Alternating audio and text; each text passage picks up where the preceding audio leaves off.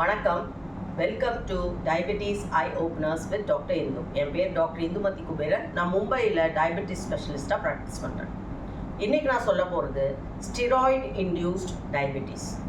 அதாவது ஸ்டீராய்டு மருந்துகள் உட்கொள்கிறதால வரக்கூடிய சர்க்கரை நோய் பற்றி தான். ஸோ இதுக்கு ஒரு சின்ன உதாரணம் சொல்கிறேன்.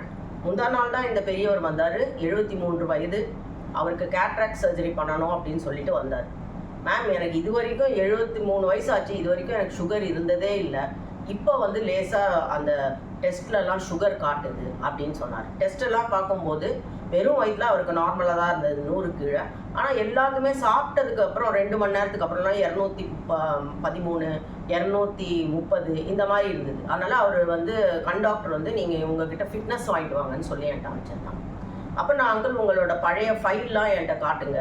ஏன்னா 73 வயசில் திடீர்னு சுகர் வர்றது வந்து ரொம்ப காமன் கிடையாது. அதனால நாங்கள் வேறு ஏதாவது காரணம் இருக்கா அப்படின்னு இன்வெஸ்டிகேட் பண்ணோம்.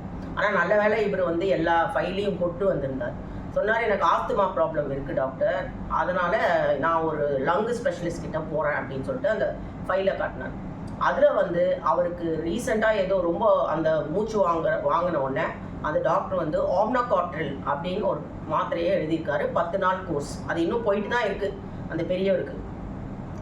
ஆனால் நல்ல வேலைக்கு 3 மாதம் ஆவரேஜ் அவர் பண்ணி கொண்டு வந்தார். 3 மாதம் ஆவரேஜ் வந்து 5.7 தான் இருக்குது. அதாவது அவருக்கு டயபெட்டிஸ் இல்லை, இந்த ஆம்னோகார்ட்ரில்ன்ற மாத்திரையை போட்டதால் தற்காலிகமாக கொஞ்சம் சுகர் ஏறி இருக்கு. அதை அவருக்கு நல்ல விளக்கி சொன்னேன். இந்த டேப்பர், இந்த ஆம்னோகார்ட்ரில் டோஸ் முடிஞ்சிடும் அங்கிள், இன்னும் ஒரு 3-4 நாள் தான் இருக்குது, டேப்பர் பண்ணி அவர் நிறுத்திடுவார். நிறுத்தினோன்னா உங்கள் சுகர் தானாகவே நார்மலுக்கு வந்துடும். இல்லைன்னா இருந்தாலும் நீங்கள் ஒரு குளுக்கோமீட்டர் வாங்கி அப்பப்போ செக் பண்ணிக்கோங்க, லேபில் போய் அந்த நரம்பை டேமேஜ் பண்ண வேண்டாம் அப்படின்னு சொன்னோடனே அவர் ரொம்ப ஹாப்பி ஆகிட்டார். சரி, 2 வாரத்தில் கம்மியாயிடுமா டாக்டர் அப்படின்னு கேட்டார். கம்மியாயிடும், மருந்தே தேவையில்லை, ஆம்னோகார்ட்ரில் மருந்தால் வந்த ஒரு ப்ராப்ளம் அப்படின்னு சொன்னோன்னே அவர் திருப்தியாக போயிட்டார். அவரோட சுகரும் இப்போ கொஞ்சம் குறைஞ்சிட்டே வருது. ஏன்னா அந்த ஆம்னோகார்ட்ரில் டோஸையும் அந்த லங் ஸ்பெஷலிஸ்ட் வந்து குறைக்க ஆரம்பிச்சிட்டார். ஸோ நிறைய நோய்களுக்கு வந்து சொரியாசிஸ் அந்த நோய், ஆஸ்துமா நோய், அப்புறம் பெல்ஸ் பால்சி அப்படின்னு ஒரு நோய் இருக்கும். அந்த மாதிரி COPD, Kronig obstructive pulmonary disease, இந்த மாதிரி நோய்களுக்கெல்லாம் வந்து அந்தந்த ஸ்பெஷலிஸ்ட் டாக்டர் வந்து ஸ்டீராய்டு கொடுப்பாங்க. ஆம்னோகார்டில், வைசலான், இதுக்கு பேரெல்லாம் தான் ஸ்டீராய்டு.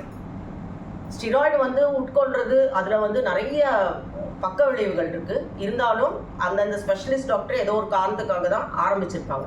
சொரியாசிஸ் நிறையா இருக்குன்னா அந்த தோல் மருத்துவர் அதை ஆரம்பிச்சிருப்பார்.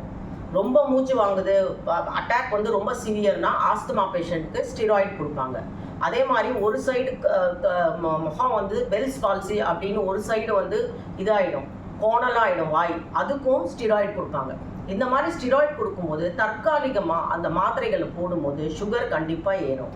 அதுக்காக நீங்கள் எனக்கு சுகர் வந்துடுச்சு அப்படின்னு சொல்லி இதை நிறுத்துறது அதை நிறுத்துறது. ஏன்னா அந்த பெரியவருக்கு என்ன ரொம்ப ப்ராப்ளம் ஆயிடுச்சுன்னா, அவங்க வீட்டில் இருக்கிறவங்க எல்லாமே நிறுத்திட்டாங்களாம். ஒரே ஒரு சப்பாத்தி தான் கொடுக்குறாங்க ஒரு வேலைக்கு. சர்க்கரையை நிறுத்திட்டாங்க, காப்பியை நிறுத்திட்டாங்க, டீ நிறுத்திட்டாங்க, எல்லாத்தையும் நிறுத்திட்டாங்க டாக்டர் அப்படின்னு ரொம்ப சோகமாக சொன்னார். அதனால் உங்களுக்கு ஸ்டீராய்டு மாத்திரைகளால் சுகர் தற்காலிகமாக ஏறி இருக்குன்னா உடனே அந்த 3 மாதம் ஆவரேஜ் அந்த HbA1c அப்படின்ற டெஸ்ட்டை நீங்கள் பண்ணுங்கள். அது வந்து நார்மல் வேல்யூவில் இருந்ததுன்னா கண்டிப்பாக இது ஸ்டீராய்டு மருந்துகளால் வரக்கூடிய ஸ்டீராய்டு இன்டியூஸ்ட் டயபெட்டிஸ். இதுக்கு மாத்திரை மருந்துகள் தேவையில்லை.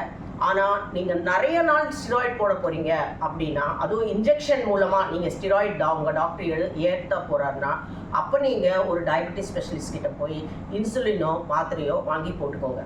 ஆனால் சாதாரணமாக ஒரு 10 நாள் ஸ்டீராய்டு கோர்ஸ் தான் கொடுத்துருந்தாங்கன்னா ஸ்டீராய்டு மாத்திரையை நிறுத்தின உடனே அந்த சுகர் நார்மலுக்கு வந்துடும். நன்றி, வணக்கம்.